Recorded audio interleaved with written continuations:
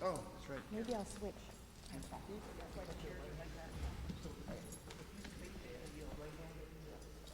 All right, good afternoon, everybody.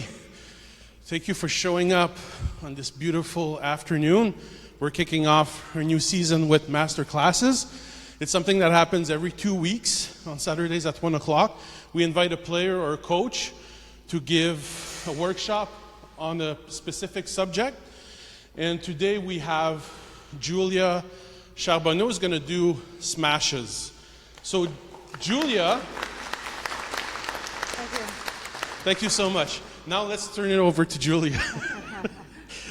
So I see here on your bio, you've been ranked number 1 under 13, under 15, under 17, under 21, and then after that you won a nice silver medal in the Commonwealth Games in India. Which city was that? Bombay. Bombay. So, yeah. So I guess your smash was pretty helpful getting all of that. Very helpful. Good. And your husband Stefan is going to join us as a opponent. He's going to receive your smash. So, all right. I'll leave it to you. So enjoy, guys. Well, first of all, thank you for taking time out of your day to come to the Master's class on the smash. Smash is also called the kill, and like Michelle said, back in the day when I was playing, it was rare that the women, specifically the women, it was rare that they topspin. So we relied heavily on the smash to win the point. And that brings me to, why do we smash? The purpose of the smash is you want to finish the point, you want to win the point. And you want to do this by hitting the ball as hard as you can, controlled as hard as you can, putting minimal spin. Putting spin on it would be topspin. And there's nothing wrong with doing a hard, fast topspin, but today we're going to be talking about the smash, which has minimal spin on it. It's a flat hit. It's direct. There's 3 ways, speaking of how to win a point, there's 3 ways to win a point. We all want to win a point. We're playing, we're competitive, we want to win the point, we want to finish the point. So I've broken it down like this. One way is using power, speed, and power, which is your smash. Another way would be spin, and what I call spin and variation of spin. And when I say variation of spin, that includes no spin. So you want your opponent to be, he might be able to block your first top spin. So when you're using spin variation of spin to win the point, we're talking more about top spinning and even serves. Serves, you vary the spin to try to win the point. The third way to win a point, to finish a point, is placement, ball placement. So you want to get your opponent either, you want to hit the ball where it's out of their reach, so they're out of position, or that they're not in a position to be able to execute the shot that they want to execute. If they're very good at smashing, you don't want to put it on their forehand. But if you put it closer into their body, you're making it more difficult for them. So with these 3 ways to win a point, speed and power, spin and variation of spin, and placement, ball placement, which do you think is the riskiest?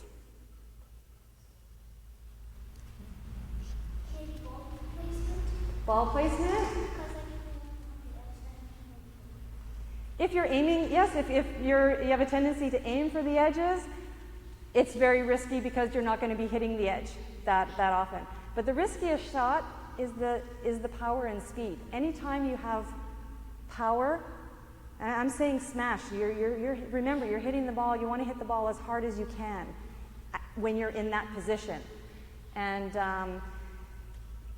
that's the reason it's so risky is because the smash has to be precise.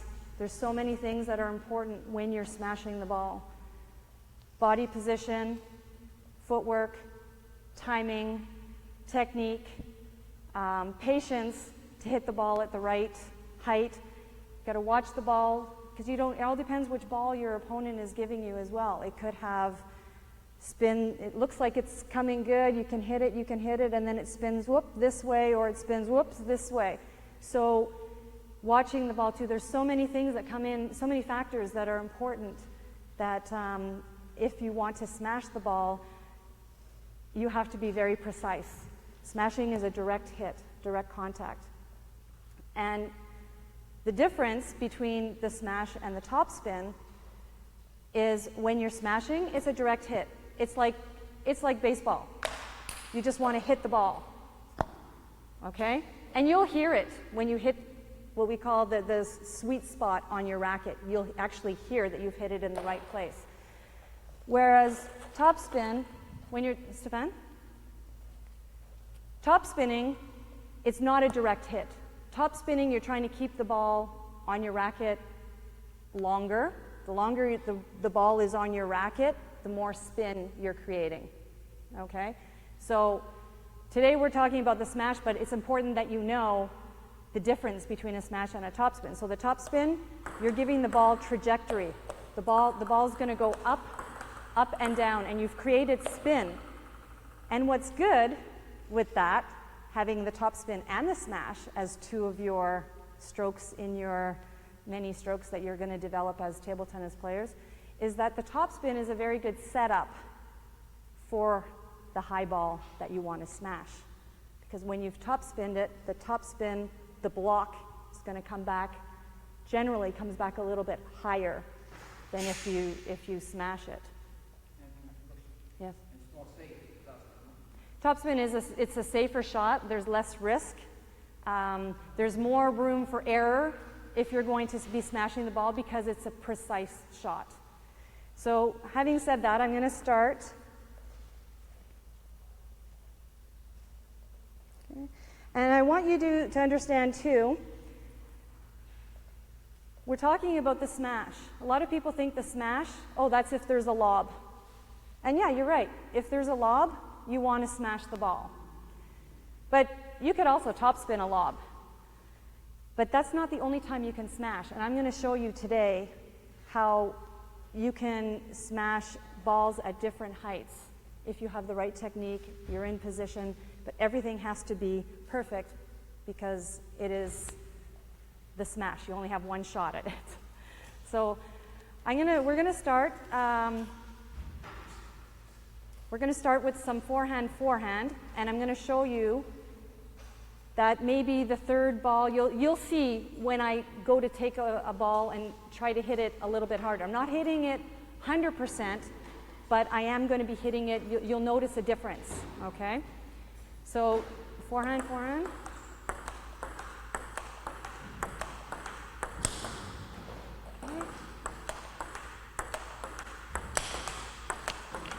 Okay.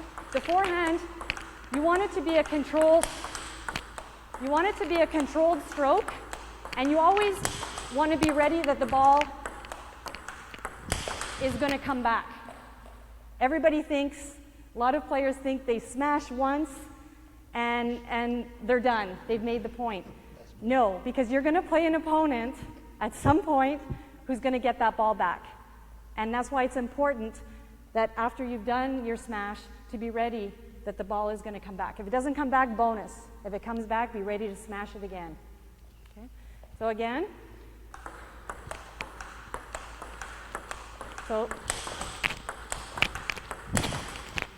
Okay? So to know how to smash, you need to know how to do a forehand. Okay? Or at least the general basic technique for a forehand.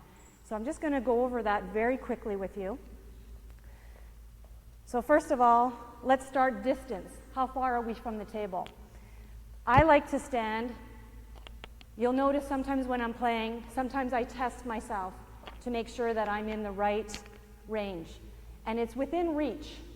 I'm not straining to reach, but it's within reach, okay? Your feet should be shoulder width apart. Your feet should be on about a 30 to 45 degree angle. That gives you more access to more balls. If you're square on to do your forehand, your range ends here because you're already, my shoulder's straining if I was trying to get the ball here. If I was standing like this, now with twisting my core, I have all this range added to my range for my forehand. So we stand at this distance. Your left foot should be slightly forward to your right foot. Okay? You're on the balls of your feet, not the heels of your feet. A lot of people are planted and they're stuck. They can't move. Table tennis, very fast. You have to be able to be on your balls of your feet. Your knees slightly bent. Not as much as a topspin because you're not going as low. You're not getting under the ball. You're getting actually, and we'll talk about that, is about shoulder height is where you want to hit the ball. So with your knees bent and on the balls of your feet, you have the agility to move, whether it's forward, whether it's back, whether it's to the right. You can do that because you're not locked. Okay? Very important. So we're saying it's very important to be in the right place. You got to move the feet. I see a lot of people that doesn't move that much. The feet, you're not in the right place. The elbows, you have to make this move. Oh yes. Oh, you have to move. You have to follow the ball. Definitely. It's there's going to be times where you're going to be out of reach, but you definitely have to follow the ball. Is Dave with any question? Oh yes, please. And if you have any questions, or if I'm going too fast, Somebody wants to have a question at any time. if I'm going too fast, or if you want clarification, please stop me. Okay?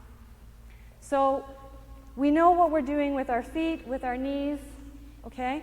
What I tell my students, your racket, think of it as an extension of your arm.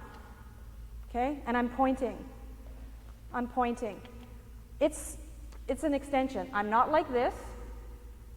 I'm not like this, okay? You're pointing. Imagine the tip of your racket being the furthest point from your body, okay? So now, doing that, bring your elbow in to your waist, okay? So I've just brought my elbow in to my waist. And what you want to do, I'm going to face you this way. So I've pointed, I've brought my elbow in. This is straight. Your left arm is up for balance. So we're bent, we're ready. The forehand, you twist at the core. You twist at the core. So basically, this is a forehand. Okay? In very simple terms. This is a forehand. I'm not crossing my arms. I'm starting at the side of my body. Okay? I'm starting my stroke at the side of my body, and I'm finishing in front of my face, mid-core. Okay? When you're doing your forehand. And the forehand, you're pushing the ball forward and slightly up. Okay? Some people take the ball lower. That's putting topspin on it. But if you're doing a forehand, again,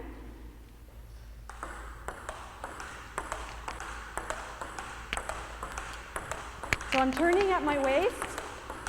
Everything's moving at the same time. My waist, my shoulders, my arm. My wrist is not moving.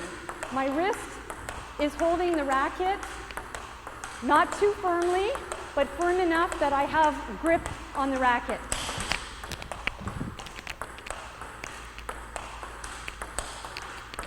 What's important? Your elbow. Your elbow should be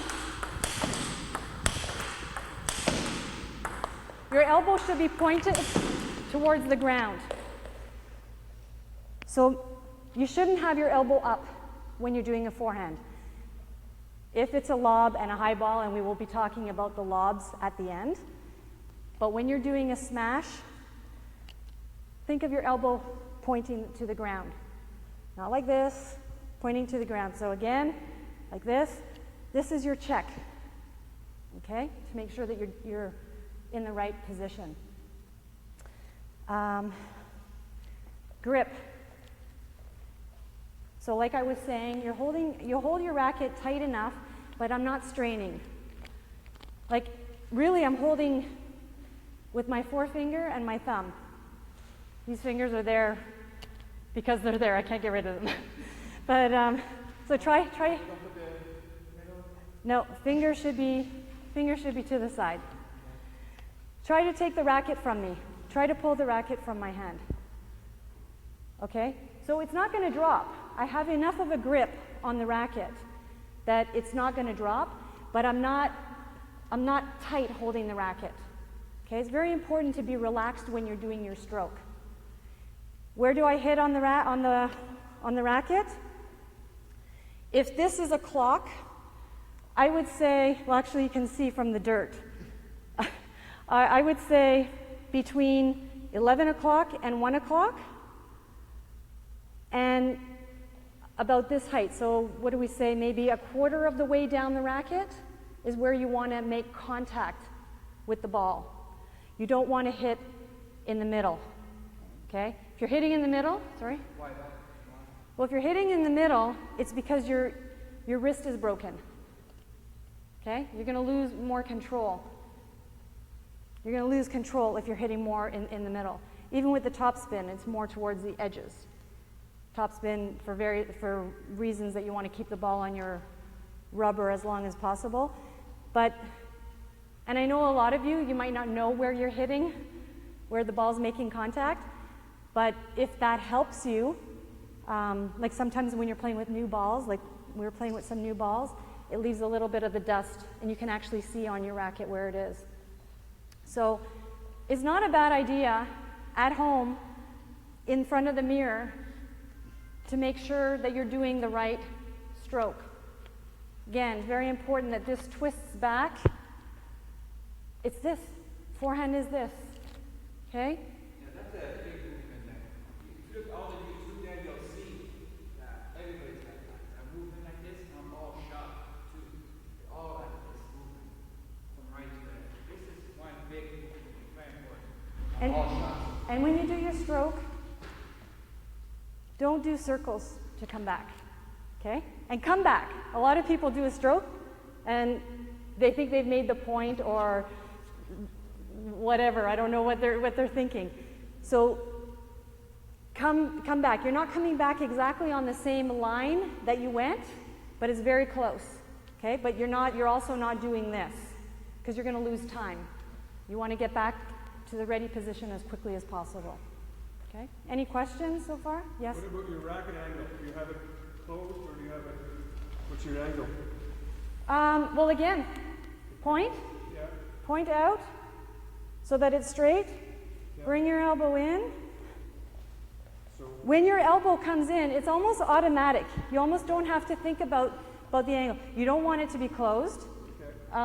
I don't know what You I... don't want it 90 degrees either, right? You want No. It a little bit, you want it a little bit closed, you know? Yes, yes. But you want to be able to make the contact here.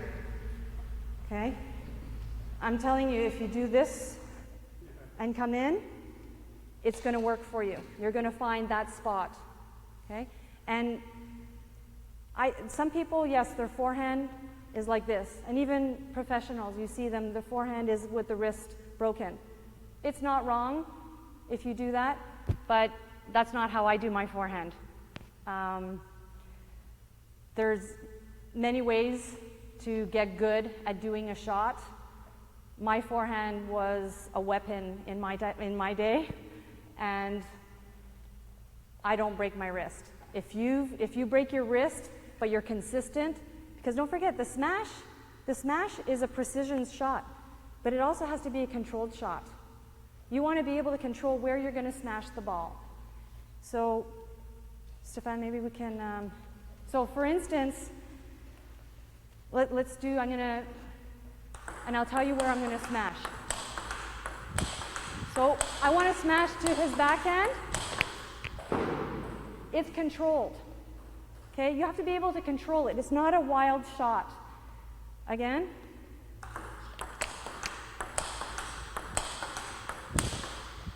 Okay, I controlled that I wanted the ball to go there.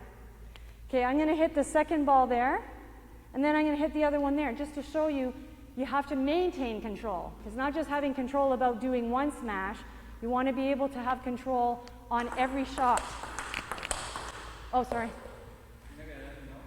That's tough. Okay. This one. This one. Backhand, backhand, backhand. Okay? It's hard to talk when I'm playing, but the point is have control. A lot of people I see, they're smashing and they're just smashing, they're swinging, smashing. You need to tell the ball where you want it to go. Your smash, you want to win the point. If your opponent is out of position over here, you want to smash it over there. You want to be able to have control. Okay? Now, I got a question. My biggest question now, I think, is when you smash, if I give you a different ball, it's just a timing for you? You hit the ball the same way on all shots? If it's like you get shot, are you going to hit the ball up or are you going to go same thing straight? Or... I think it's a big question. I think it's... You have to read what ball is coming to you, like any shot, whether it's a top spin or whether it's a block. You have to read what ball is coming to you. If it's going to be a shorter ball, you know, I'm going to have to bend more forward in and maybe use my wrist to get it over if it's a slow ball, slow, soft ball. You have to adjust. Yeah, you have to tweak it. For the most part, for the smash, it's generally the same stroke. Don't break your wrist when you're smashing. Okay? Don't break your wrist. Your wrist is part of your racket, is part of your arm. But is it your style or anybody's? I'm not sure. There must be some player that uses the wrist. Is it okay? Possibly. I'm showing you how I do my smash. Okay. And I was successful with my smash. But even if they put underspin, you still hit the same way. Yeah, and I'm going to show you. I'm going to show you that. Okay, so let's do some. So I showed you again, just so we go through the ones. I want to show you. We're going to do forehand, forehand. So when you're practicing with somebody, and you're doing forehand, forehand. I'm not saying to go all out 100% and smash the ball because your opponent's going to be upset with you, but you could hit maybe one ball a little bit harder. Right? Because you're trying to find the timing. You're trying to find how to get the power. And on a smash, the power comes actually from your feet, through your core, through your hand. You're using everything in a smash. So we'll do some forehands. I'm going to smash. So again, you get back to control. Back to control. Okay? So you're waiting, it looks like you're waiting a little bit longer before the smash. You're waiting the ball to come down a little bit? I tend to take the ball lower, but you could take the ball either at the top of the trajectory, which would be a good spot, or if it was a lob, you're going to take the ball shoulder height. Now you could take the ball higher in a lob, and we'll talk about the lob. We'll do some demonstration with the lob as well. You see some players, they even jump to get the ball. But my philosophy is, why jump? The ball's going to come down. Be patient. This is about the timing.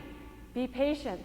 Let the ball come to the height that you are comfortable and able to hit at, which for me is anywhere from shoulder to lower. But if you hit lower, you got to make sure that your body is lower as well. Okay?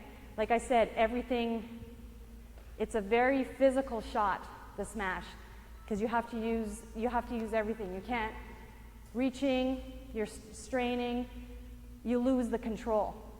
You want to smash, but you want to smash to make the point. So we did the forehand, forehand. So that was showing you that if you get into a rally, that's forehand to forehand, you can hit it a little bit harder and still be in position, right? So we're going to do backhand, backhand. You might be in a position, in a point where you're doing the backhand, backhand, and you want to finish the point because your forehand, you have a good forehand smash and you want to use it, okay? Some people, their backhand is better, so they won't do this shot as much. But people that have a good forehand and want to use their forehand, you might want to pivot. So you're doing backhand, backhand, and then you want to smash and finish the point. Okay, so maybe the third one will, so backhand, backhand. Okay? Ouch. Yes. So again, backhand, backhand, move. You got to move your feet. Sorry. You have to make, the decision has to be quick in your mind. Okay? Not only do your feet have to be fast to get in position, but for your feet to get in position, you have to have made that in your mind already, that I'm going to take this next ball, if it comes to my backhand, I'm going to take it with my forehand. So again, maybe take a look at, watch my feet. So backhand, backhand. Oh, I missed that one. Oops. Backhand. Okay. I decided, and sometimes this is a good drill that you could practice with your partners, that you tell your partner, if you see I'm starting to turn, put it wide on my forehand. Okay? Because in a game, you don't want to be relying on this, because your opponent's just going to put the ball there and you might not get to it. Okay? So you have to be very quick. Again. Backhand, backhand. Oh, you gave me a high ball. Backhand, backhand. Okay? And again, I'm trying to come back to get it. I'm older, so I'm not as fast as I was when I was younger, but I'm still trying to get back. That's the thing, is don't finish there and think you've won the point, because someone's going to get it back.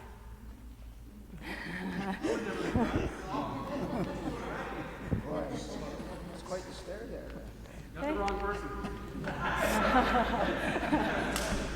Okay, so again, the smash, you don't have to wait for a lob to smash. I'm going to serve. If you do side spin serve or a top spin serve, and your opponent gives you a ball that's a little too soft or a little too high, and you have a smash, use it. Okay? So I'm going to give you an example.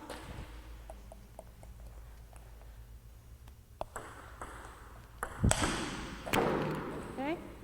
So if your opponent, and that's on a serve, this is game situation. Now, is your opponent going to give you a ball that high? Maybe not. Try to put it a little bit lower. Okay? That was topspin. But the point is, you have an option. You don't, I'm not saying to serve, wait for the ball, and then smash it, because it might not be a ball that you can smash. That ball, I was not in position to smash it. I'm not going to try to smash it. Why would I? I might make the point placing the ball, doing a topspin, spin and placement of ball, without doing the smash. So as I said at the beginning, there's many ways to win a point, right? So let's try one more. Okay, he's giving me a little bit of spin. Whoops. Oh.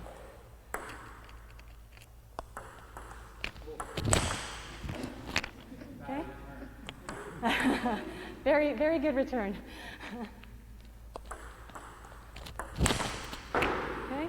I don't know if you noticed, one I smashed purposely on his backhand, the other one I smashed more towards the body. I was controlling where I was going to smash it. I didn't smash here because I wasn't in the right position. And you'll know what's going to be a good position for you. So it's very important when you're smashing, be behind the ball. Positioning is very important. Your footwork. Timing, very important. Watch the ball. If it's not a smashable ball, play a safer ball. Whether it's a push or something, be patient. The next ball might be the one that you can smash and you can make a good point on. I have Right? a question. Yes. You're saying you could smash to a certain area. Yes. What do you change about? Do you change your bat? Do you change your feet? Do you change Yeah, to get where you want to go? actually, that's a good question. When you're hitting the ball, you're actually telling the ball where you want to go. So it might be the wrist, that you're opening the wrist a little bit. And people do this to deceive the very top players. They'll be top spinning, and at the last second, you're thinking it's going to be the same top spin, but they do one of these, okay? And the ball goes to the opposite corner. So yes, you use your wrist to change the angle of where you want to hit it. But if your feet are in the right position, remember this, if your feet are in the right position, you have the right timing, you're going to be able to hit the ball. The ball's going to be able to, if you're taking it at the right height, the right contact, you're going to be able to hit the ball. Don't aim for the corners unless you're good at getting corners. That's another mistake a lot of people do, is they aim for the corners. Very risky. It's actually tougher as a player when the ball comes to your body. Corners, you can react. You have time. When it comes to your body, you have to decide, am I going to take it with my forehand, or am I going to try to take it with my backhand? So don't forget to use the body as your target point as well when you're attacking the ball. It's can make a lot of points on that as well. So to place the ball, Yes. you don't actually adjust your feet, you adjust your wrist more? That's what you're saying? Well, everything's moving together. So yeah, your feet are important. If my feet are like this, there's not too likely a chance that I'm going to be able to hit over there. If my feet are like this, it's going to be more over here in the middle. Okay? So your feet, the positioning, how much you turn at your core. If I turn this much, it's easier to hit there. If on this shot I don't turn enough, I'm not going to be able to hit over there. It's going to be more over there. So your feet are very important. Positioning of your feet are very important. Try to get behind the ball. When the ball's coming, you want to be behind where the ball's coming.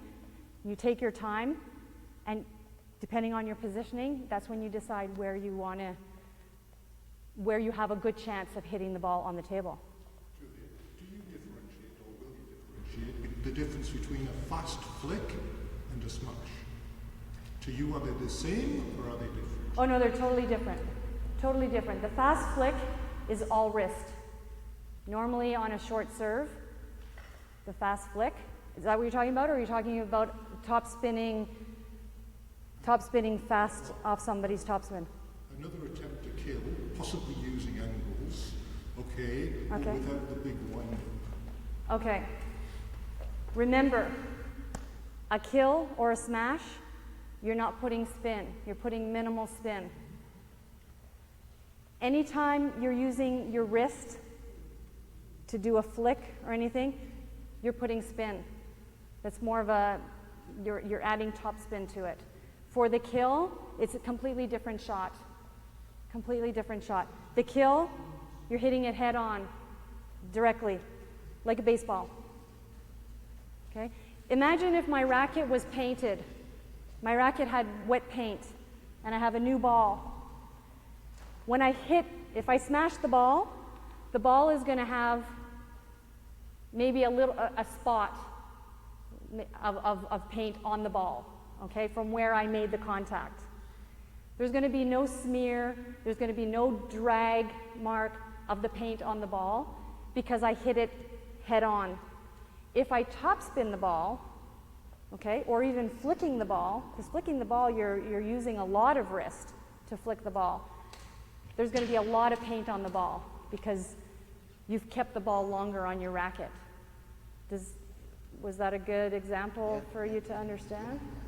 Okay. So with the smash, you got one shot at hitting the ball in the right spot. That's why it's very important that the feet and everything are in the right place. So, okay, so let's, so we did the serve, smash, okay. So, I want you to see, again, game situation. The first ball might not be smashable. I might have to top spin it. Top spin is a good setup for your smash. So I'm serving underspin, push to my forehand. I'll top spin, yeah, and then block, and just, I want you to notice the difference between the top spin and then the smash, okay? Top spin is very good for a setup for a smash. Whoops, if I get the ball on the table. Top spin, smash. And then, of course, I was too slow to get the next one. Top spin. Okay, do you see the difference between the first one? First one is a slower stroke. I'm taking the ball later. I'm letting the ball come down. Okay, but you have to put spin on it. When you're putting the top spin on the ball, it's going to give the ball a little bit higher so that you can do a smash for the second one. One more.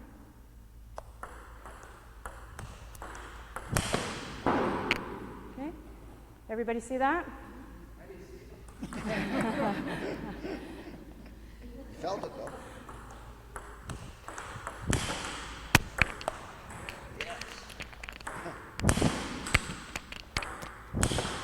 Shoulder height. Whoops. Sorry. I'm not used to talking when I'm playing. So let's try that again. Go into a lob. So let's bring it into the lob. So did I show you?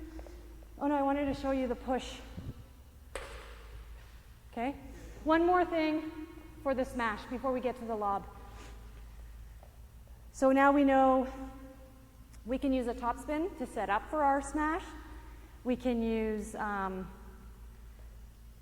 counter forehand. If the ball comes to us, you can hit it a little bit harder on a smash. If you're doing a backhand counterattack with your opponent, you can pivot and use the smash. These are not lobs, and you're still using the smash. There's also, this one is the push, where you're putting underspin. And again, if your opponent puts the ball a little bit too high, might be the one that you can smash. Okay? I used to be able to do this very well. I don't know now. Whoops, too short. Push. Okay? Complete follow through. Whoops. Sorry. I'm not going to talk when I do it. Complete follow through.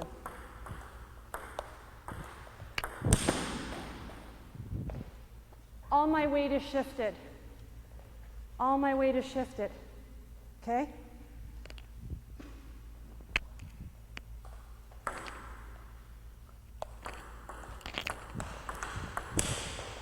That first ball wasn't good for me to smash. I chose to topspin. Okay? So what height would you say is smashable height? A smashable, that's a good question, Wayne. As long as the ball is as high as the net, it's smashable. But Some people.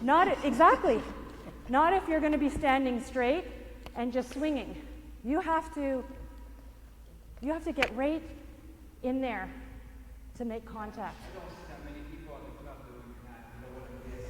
And that's probably tough. It's very physical. Yeah. You could probably do that. So we'll try again. Me donne des balles. Huh?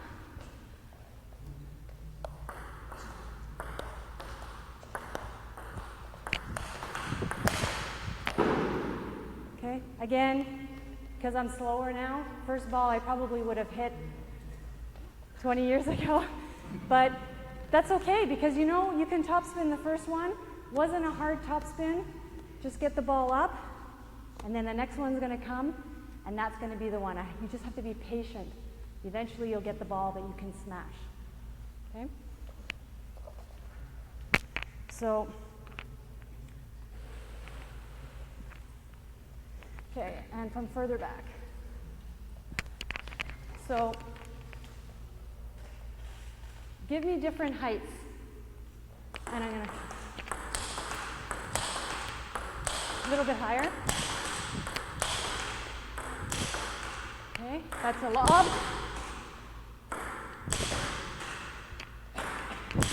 I'm taking the ball, I'm moving my feet, have to move my feet. I'm not gonna talk when I do it, but, and do that. Make me move my feet so that you see, you have to get behind the ball, okay? Yeah, and I was seeing Jenny this morning doing that, and I felt that was one of your problems. When the ball comes in, but you are not moving enough. I find that's the key. I think when you stood up with that, you get ready. Get behind the ball. You have time. Get behind the ball. Even if it's over here. It's going to come down, going to come down. It's going to come down. Wait for it. Wait for it. Again, for me, I like when it gets to shoulder length, shoulder height. That's, if I'm not in position when it's at shoulder height and it's gone a little bit lower, I adjust by going more, I put my body more down. Crouching. Okay? So that I compensate for missing the timing of it being at shoulder height. So, and again, it depends on what ball's coming to you. It might have spin, it might,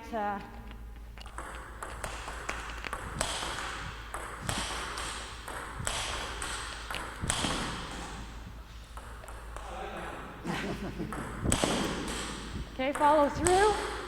Wait, wait, wait. Follow the ball. Wait, wait, wait. Figure out where you want to hit it. Oh!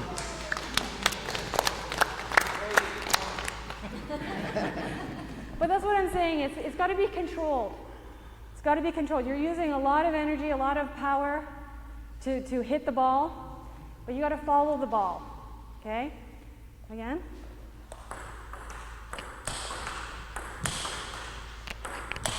Wait, wait, wait, wait.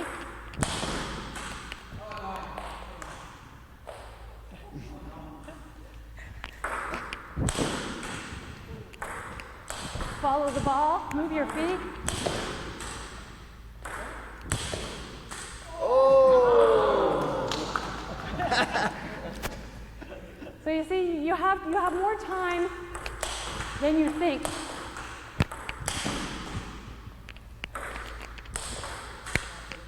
I backed up.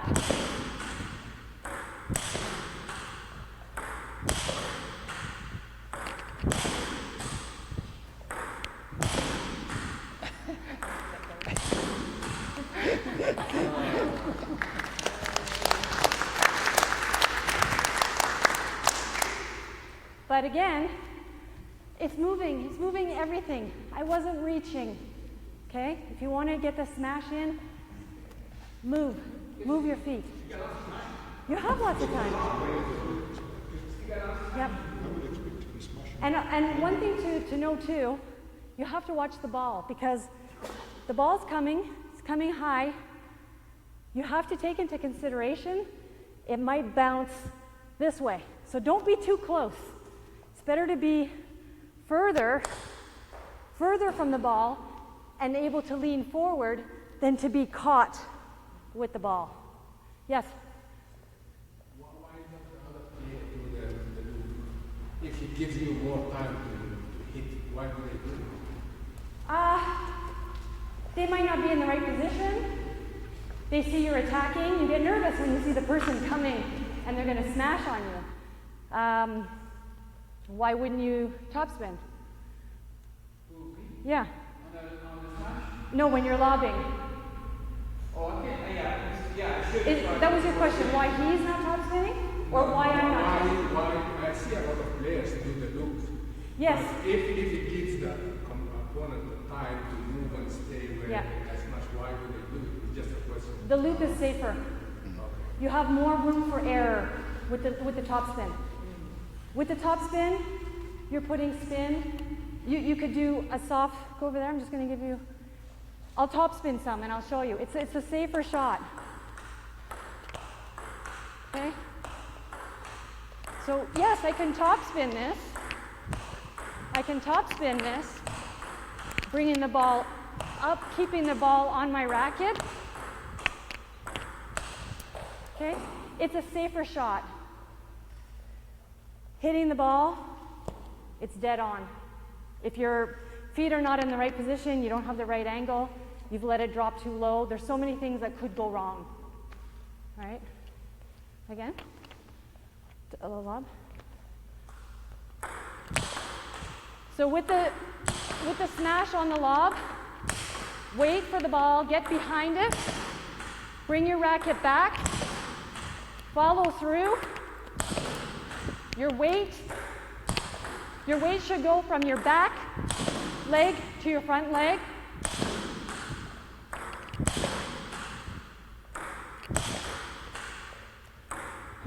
Who do you think's getting more tired?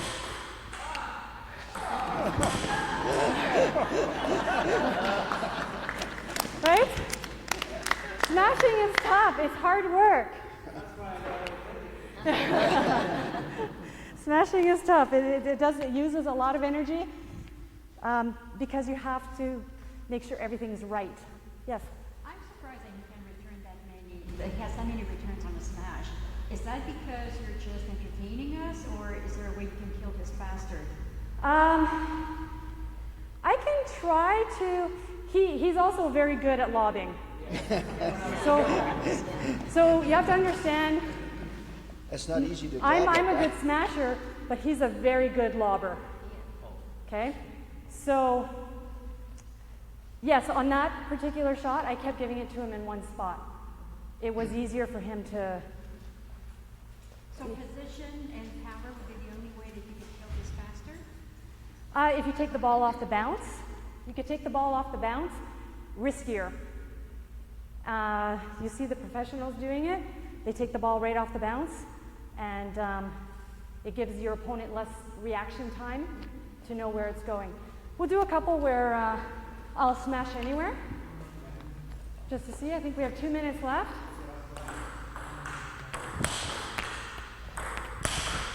So I'm going to hit anywhere.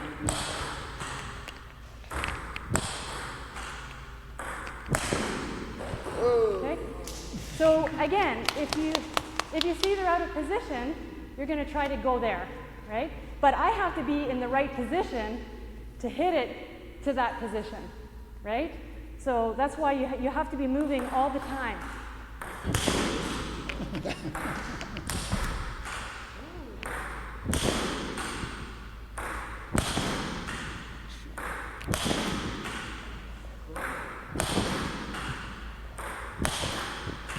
I'm trying to hit different places,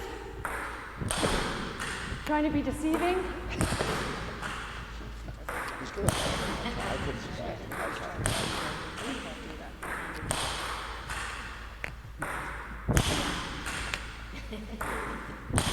Oh!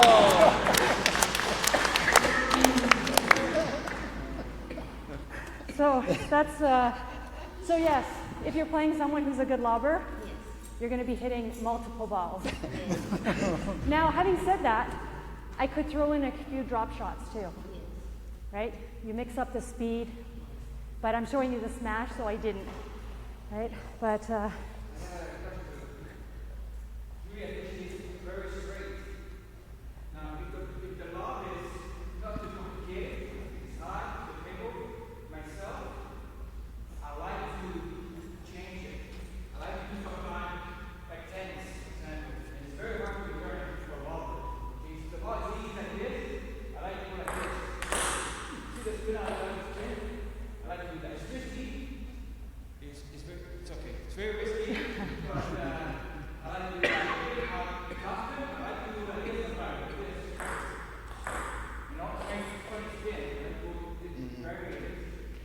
So I observe Stefan's taking the ball at about 6 inches higher than you are, almost at eyebrows or maybe even above.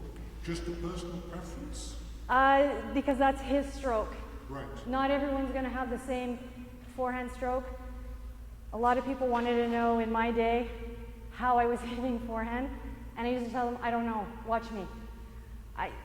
Right, so your personal preference is shoulder height? Yes, for me, shoulder height or lower, because I can get down. I'll go down to hit the ball. Don't forget, that stroke I did there, the knob was here. It was not here. Here, you can see it is too risky here. Too hard.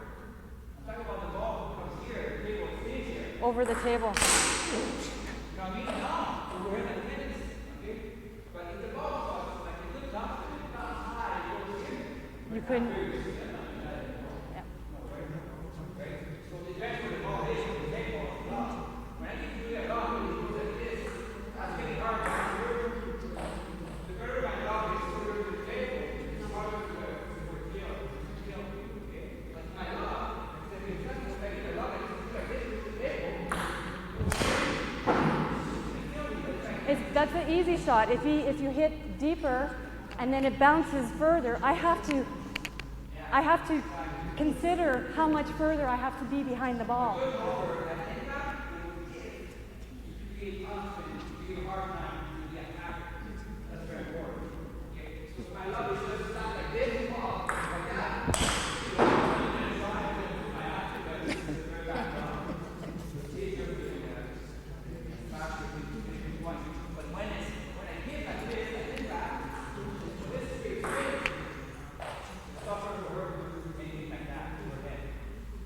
But I really like that when he's like this, I like doing like this.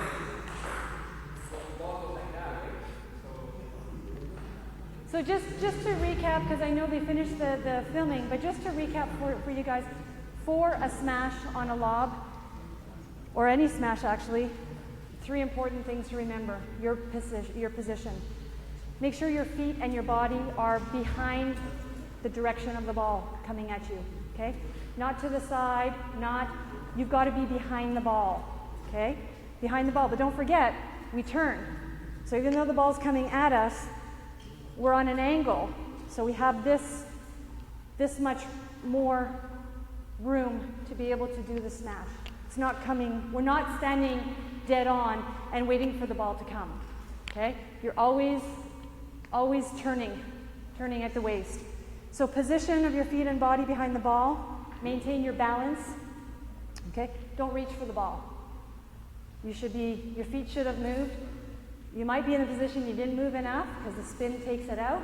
Yes, that shot you might reach, but you won't be doing a full smash on it.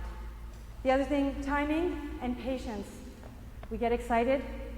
I'm going to have the crowd on their feet clapping because I've made this amazing kill. Not if you miss the ball. Wait for the ball, wait for the ball. It's going to come down to the height that you're comfortable to hit at. Okay? Practice when you practice with your friends. Maybe for taller people, I don't know, maybe it's easier to hit the ball with your arm higher up. I don't know. I can tell you for me, my comfort area is to let the ball drop shoulder height or even lower. But if I let it go lower, I have to get lower in the finish. I have to finish way down, okay? So be patient, have the right timing, and transfer your weight with a good follow through. Always follow through on your smash. And be ready for the next ball. Yes? So when I saw you doing great demonstrations, you always made sure you were in a position to do a forehand smash. Yes. I never saw this horrible high. Because I don't have it. Is that because you really should have the time to get around to play forehand and there's no reason to ever try? No, definitely not.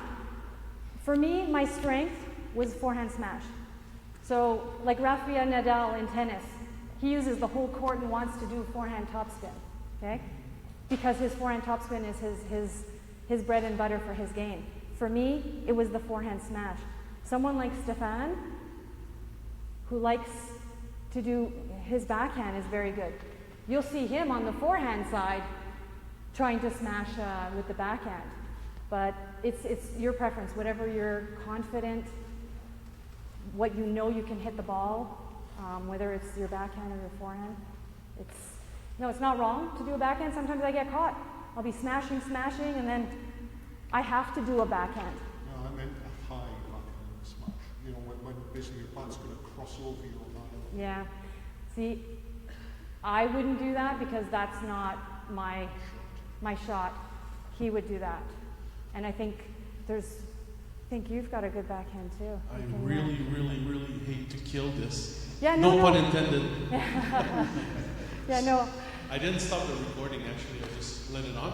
But we have another portion to this masterclass is you can go around the tables. We're going to set the place back up, and you can go at tables, and Julia's going to go around. So if you have any more questions, you can ask her, but you can try it. Yeah, I can do it right here. after, so she'll go around. So thank you very much, and let's put the place back together, and take your paddles out, and Julia and Stefan are going to go. Thank you.